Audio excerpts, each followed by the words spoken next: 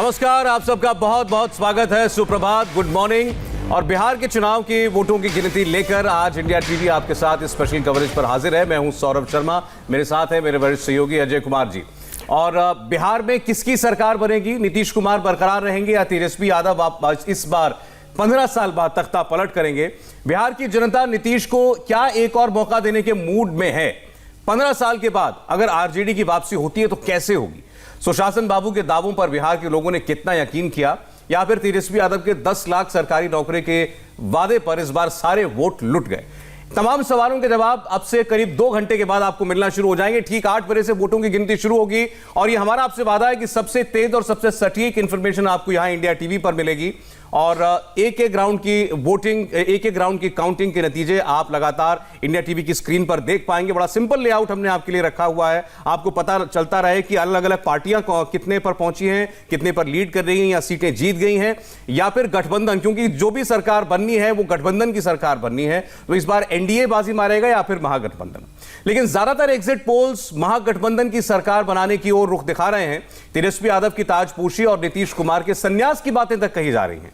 लेकिन सच यह है कि एग्जिट पोल्स के दावे कुछ भी हों, हार किसी ने मानी नहीं है। जीत के बाद जश्न की तैयारियां दोनों तरफ हैं। आरजेडी के लोग भी मिठाई बना रहे हैं और बीजेपी कैंप में भी लड्डू बन रहे हैं। यह बात अलग है कि जोश आरजेडी के खेमे में ज्यादा दिखाई दे रहा है। कल तेजस्वी यादव ने अपने जन्मदिन के मौके पर यह कहा कि वो उम्मीद कर रहे हैं कि बिहार की जनता आज उन्हें बहुत बड़ा जन्मदिन का तोहफा देने वाली है। और इसी उम्मीद में तेजस्वी ने अपने समर्थकों को, कार्यकर्ताओं को संयम बरतने की नसीहत भी दी और कहा कि आरजेडी के तमाम कार्यकर्ता ये याद रखें कि आज नतीजे या परिणाम जो कुछ भी हो उसे पूरे संयम, सादगी और शिष्टाचार के साथ स्वीकार करें। बेवजह कोई आतिशबाजी हो, हर्ष फायरिंग हो, यह स्वीकार नहीं होगा। और ना ही दूसरे दलों के नेताओं और उनके समर्थकों के साथ किसी किस्म की बदतमीजी किसी कीमत पर बर्दाश्त की जाएगी। तो जाहिर है तेजस्वी को ये सारी बातें इसलिए कहनी पड़ रही हैं क्योंकि आरजेडी के कार्यकर्ताओं ने यह मान लिया है कि आज नतीजे उन्हीं के पक्ष में होंगे और तेजस्वी ही अब बिहार के अगले चीफ मिनिस्टर बनने जा रहे हैं। बिहार चुनाव के वोटों की गिनती के लिए आप तक सबसे तेज और सबसे सटीक नतीजे पहुंचाने के लिए इंडिया टीवी के दर्शकों के लिए हमने बहुत खास इंतजाम किए हैं, जहां रुझान और नतीजों के विश्लेषण के लिए चुनाव की जानकारी और अलग अलग दलों के नेताओं का एक एलीट पैनल आज इंडिया टीवी पर रहेगा।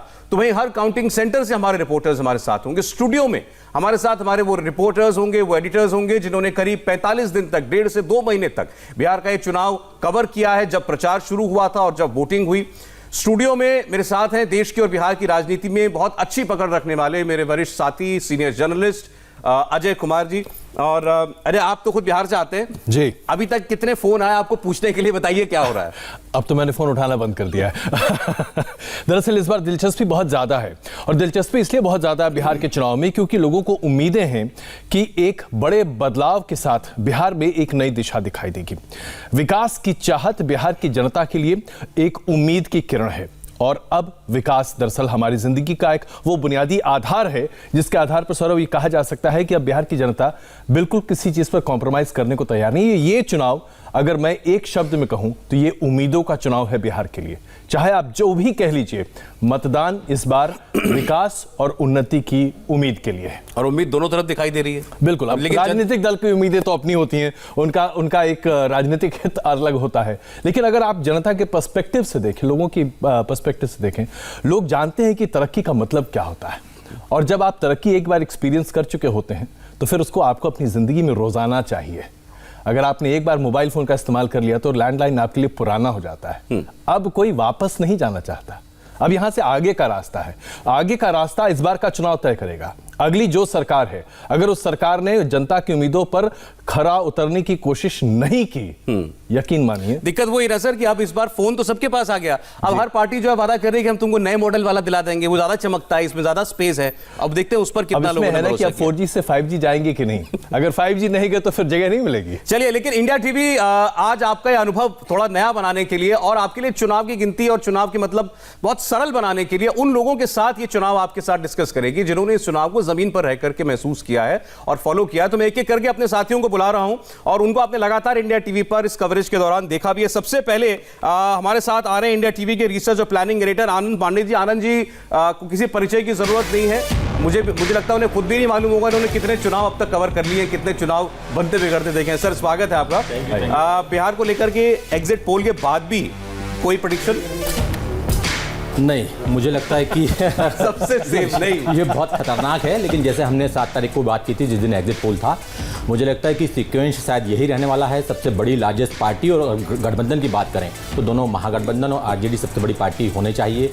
नंबर 2 पे बीजेपी होगी और निश्चित तौर से नंबर 3 पे जेडीयू होगी। इतना बोलने में आपको इतना बोलने में कोई गरेज नहीं है यहाँ मुझे। पर आप पैसे लगा सकते हैं अपने। हाँ बिल्कुल, यहाँ पैसा लग सकते हैं। चलिए, हमारे दूसरे साथी हैं अमित पालेत। और अमित लगातार बिहार घूमे, बिहार कवर किया उन्होंने, अलग अलग जिलों में ग्राउंड रिपोर्ट वो फाइल करते रहे, वो तमाम आपने देखी हैं। और इस दौरान वो अलग अलग हिस्सों में बक्सर, सासाराम, गया, नालंदा, खगड़िया, बाकी जगह वो खुद आपको बताएंगे। अमित कहाँ गए, आपने कितना बिहार देख किया? देखिए, मैंने 18 जिलों का दौरा किया, उसमें कई सारी सीटें थी। अगर उसको हम डिवीजन में बांट देते हैं प्रखंड के हिसाब से, तो उसमें भोजपुर पड़ जाता है, तिरहुत पड़ जाता है, और साथ ही साथ आपका पड़ता है मगध का इलाका। और यहाँ पर जो कास्ट इक्वेशन है उसको हमने जमीन पर जाके जाना, एक एक जो जाति है उसके घर तक हम पहुंचे, लोगों से बात की। तो अब जब एनालिसिस होगा तो किस कास्ट ने कहां पर चुनाव में वोट डाले होंगे, इसकी जो सटीक एनालिसिस वो इंडिया टीवी में हम देख पाएंगे। एनालिसिस तो हो गया, अब तो नतीजे बताइए आप। हाँ बिल्कुल, नतीजे ये आपको बता देते हैं कि मेरा जो कहना है कि जो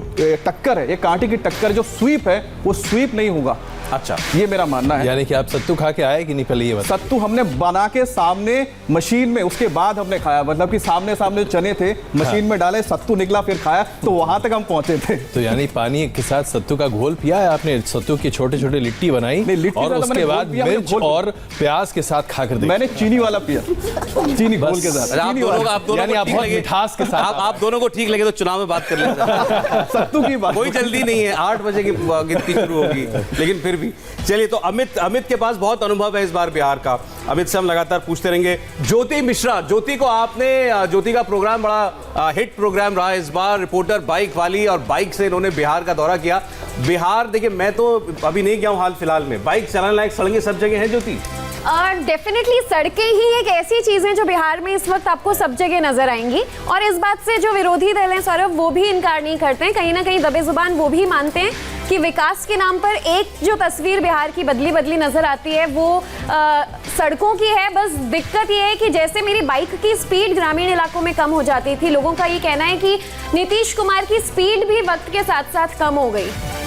ये बहुत बड़ी टिप्पणी है अगर वैसे देखा जाए, क्योंकि अगर विकास इस बड़े पैमाने पर जो आप वहां पर देख कर आ रही हैं, और सबसे बड़ी बात है कि बिहार में आप बाइक चला रही थी, अपने आप में बहुत बड़ी उपलब्धि है। तो अरे सुरभि भी हमारे साथ रहेंगी स्टूडियो में। सुरभि ने लगातार ये इलेक्शन देखा, पहले फेज से लेकर, बल्कि प्रचार से लेकर के, और खास तौर पर जो सीमांचल का इलाका है वहां पर जहां लास्ट फेज में वोटिंग हुई, सुरभि उसको लेकर बहुत दिलचस्पी, खासकर ओवैसी वोट कितने भी लें लेकिन चर्चा में रहते हैं। बिल्कुल, और यही वजह है कि अगर ओवैसी है तो उन्होंने काट जरूर डालनी है, चाहे अपने बयान के जरिए, चाहे मुद्दों के आधार पर घेरने की कोशिश करे। और गढ़ अगर जेडीयू का है या बीजेपी का है, ऐसे में ओवैसी की बयानबाजी अगर सामने आती है तो उसका मुस्लिम वोटर्स पर कितना ज्यादा असर पड़ता है, ये देखने वाली बात होगी। क्योंकि किशनगंज की अगर हम बात करें तो 67% सौरभ वहां मुस्लिम आबादी है, और अगर ये 67% वोट इसमें अगर बिखराव आता है तो कहीं ना कहीं मुश्किल जरूर खड़ी होती है। इसमें कोई शक नहीं है कि तकरीबन 40 ऐसी सीटें हैं जहां पर मुसलमानों का बहुत बड़ा प्रभाव है,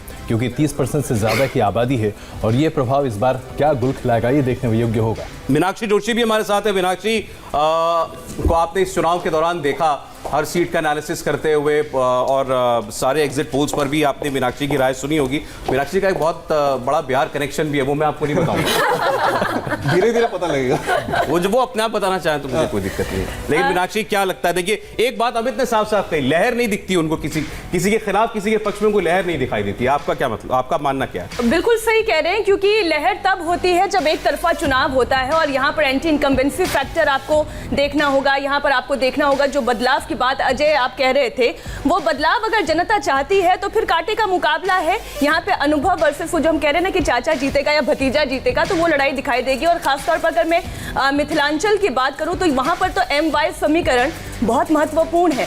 तो पान, माछ, दही और मखान की जो बात प्रधानमंत्री नरेंद्र मोदी ने कही थी और मिथिलांचल को साधने की कोशिश की थी, क्या वो साध पाए हैं, आज देखेंगे। सौरभ, मैं बस एक चीज ऐड करना चाहता हूँ। लहर हमने सिर्फ एक ही देखी थी, और वो है बदलाव का। हमने हमारे हर रिपोर्ट में लोगों ने बोला है बदलाव चाहिए। आपने इतना अच्छा सस्पेंस बनाया, फिर खुद खोल दिया। नहीं, बदलाव, मैंने कहा कि बदलाव चाहिए, लेकिन बदलाव में कभी किसी ने ये नहीं बोला कि हमें तेजस्वी चाहिए। अच्छा, हाँ, ये मैं कह रहा हूँ कि हम शायद इस पर और लंबी चर्चा कर ठीक है। सकते हैं, क्योंकि जाहिर सी बात है इसमें भी बहुत सारी क्योंकि वहाँ पर बाकी अभी बीजेपी को बाकी लेकर है, रुझान था। देवेंद्र पराशर हमारे साथ है। देवेंद्र की खासियत यह है कि इनके पास खबर पहले रहती है, चुनाव का नतीजा इनको मालूम है, लेकिन ये बताएंगे तभी जब इलेक्शन कमीशन डिक्लेयर कर देगा। देवेंद्र, अगर फीडबैक की बात करें सौरभ, तो ऐसा लग रहा है कि लोकल में जो वोकल है उसमें एडवांटेज महागठबंधन को है, एनडीए को उम्मीद साइलेंट वोटर पे है।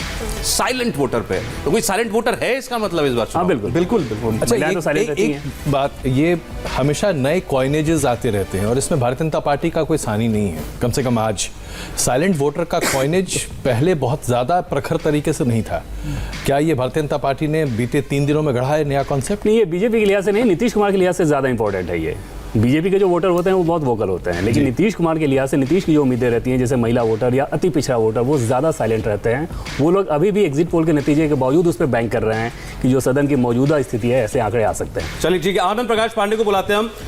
आनंद जो है उन्होंने वो खास तौर पर आपको बताएंगे कि इस वक्त एनडीए क्या सोच रहा है, और कल जो लड्डू बन रहे थे वो गम में खाए जाने, खुशी में मीठा तो कभी भी खा सकते हैं ना। आनंद जी, क्या लग रहा है आपको? एनडीए क्या सोच रहा है? जी देखिए सौरभ, एनडीए की सबसे बड़ी दुविधा यही थी, सबसे बड़ी परेशानी यही थी कि एलजेपी उनसे अलग होकर चुनाव लड़ा। अब सबकी नज़र इस बात पर आप ये जानना चाहते हो कि क्या एलजेपी ने किसका काम बनाया और किसका बिगाड़ा। हालांकि इस चुनाव में चिराग पासवान या उनकी पार्टी के पास खोने के लिए कुछ नहीं था, लेकिन वो नीतीश कुमार को हराते हराते कहीं ऐसा तो नहीं है कि बीजेपी को इस सत्ता से बाहर कर दिए। ये मैं आपको बताऊंगा और इस पे सबकी नजर रहेंगी कितनी सीटों पर उन्होंने खेल बिगाड़ा। और ये आप कब बताएंगे कि चिराग पासवान ने पढ़ा किसने किया था? चुनाव नतीजों के बाद बताएंगे या पहले बताएंगे? जी देखिए, चिराग पासवान ये जरूर कहती है कि बीजेपी के साथ है, वो मोदी जी का हनुमान है, लेकिन ये सस्पेंस जरूर है कि वो आखिर क्यों लड़े, आखिर क्यों अकेले चुनाव लड़े। क्या नीतीश कुमार से उनकी व्यक्तिगत खुन्नस थी या कुछ और, वो पता चलेगा आपको। अच्छा, ये तो एनडीए की बात होगी। विजय लक्ष्मी हमारे साथ हैं। बहुत लंबे टाइम से विजय जो है कांग्रेस को कवर कर रही हैं, और कांग्रेस और महागठबंधन की अभी तक सोच क्या देखिए, तस्वीरें तो ये बताती हैं कि बहुत ज्यादा आश्वस्त हैं वो कि कुछ ना कुछ इस बार उलटफेर होने जा रहा है। विजय, कांग्रेस की अगर मैं बात करूं सौरभ, तो उम्मीद है, और कोविड काल में पहला चुनाव हो रहा है और कांग्रेस पार्टी को उम्मीद है कि आरजेडी के साथ मिलकर के महागठबंधन की सरकार जो है वो बिहार में बनाने जा रहे हैं। बहरहाल नतीजे क्या होंगे ये तस्वीर जो है वो थोड़ी देर में 2 घंटे बाद हमारे सामने आनी शुरू हो जाएगी, लेकिन कांग्रेस पार्टी जरूर उम्मीद करिए, अपने 2 महासचिव भी वहाँ भेज दिए कांग्रेस पार्टी ने, ताकि अगर कोई ऐसी सिचुएशन हो तो सिचुएशन हाथ में हो। राजस्थान और पंजाब में अरेंजमेंट टाइप का किया जा रहा है कि अगर रिजॉर्ट बुक हो रहे हैं, अभी से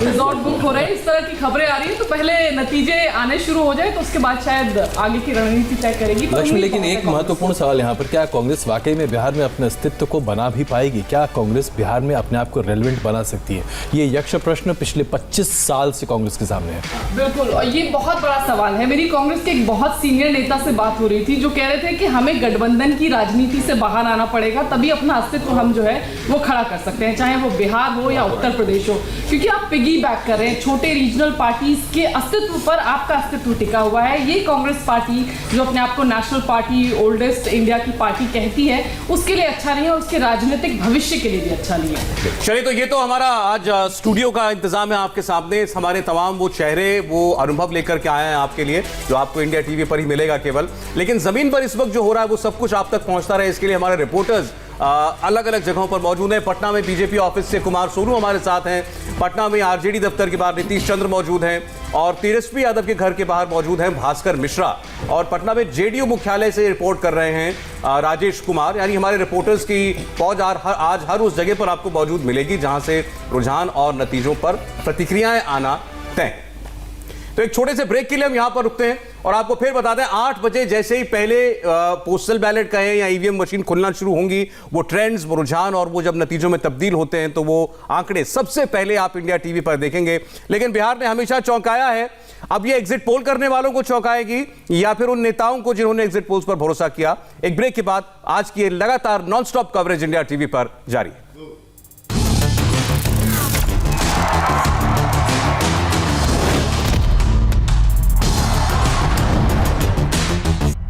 अब की बार किसका बिहार?